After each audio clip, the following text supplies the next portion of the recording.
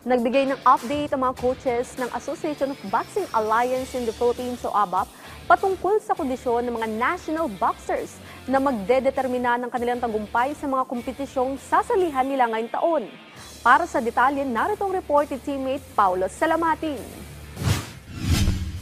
I-expose sa mga ilang international training camps at tournaments. Yan ang programang ipinatutupad ngayon ng Association of Boxing Alliances in the Philippines o ABAP para sa mga Philippine Elite Boxing Team ngayong taon matapos ang kanilang matagumpay na kampanya noong 2024 na kung saan maliban sa pagdomina sa mga ilang international tournaments, 2 bronze medal ang nasungkit ng mga Pinay boxers sa sina Ira Villegas at Nesty Petesio sa naganap na 2024 Paris Olympic Games. At kahit hindi man nakakuha ng podium finish ang mga kalalakihang boksingero, paniwala ng ABAP na makakabawi ang kanilang kupunan para sa susunod na Olimpiada sa taong 2028. Kaya naman sa panayam ng PTV Sports, ibinahagi ni former Best Asian coach at longtime ABAP head coach na si Patricio Gaspi na dodoblehin nila ang level ng pag-ensayo ng mga Pinoy boxers.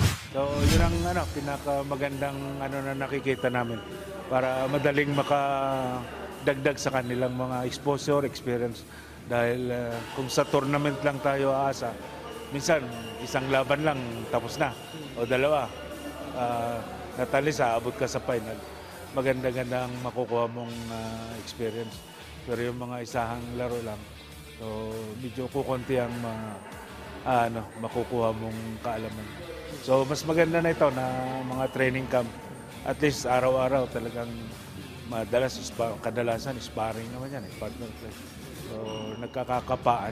So far, so good naman para sa kanilang foreign head coach na si Don Abnett ang kondisyon ng mga atletang sumasabak ngayon sa international training camp sa China. Yes, going good. We've just, we're about halfway through our first 10-week training block. For the Tokyo Olympics, we employed new strength and conditioning coach, Coach Kid. She's done a great job leading into the Paris Olympics, and she's been working overtime here. She's been working remotely, and at the moment she's here hands-on. She's made a great impact on the team. Magtatagal ang China training camp ng mga Pinoy boxers hanggang March 15 na naghahanda para sa mga ilang international tournaments gaya ng Thailand Open, World Boxing Championships, World Boxing Cup at Southeast Asian Games. Paulo Salamatin para sa atletang Pilipino, para sa bagong Pilipinas.